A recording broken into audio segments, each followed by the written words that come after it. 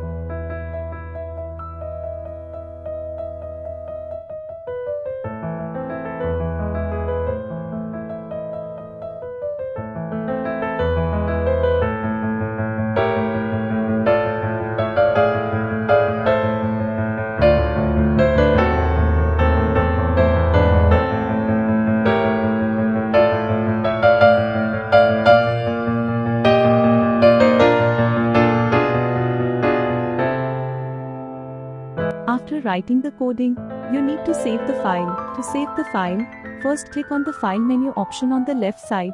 A list will open from there. You need to click on the Save option, then a window is open. Then write .html with any name in the file name box.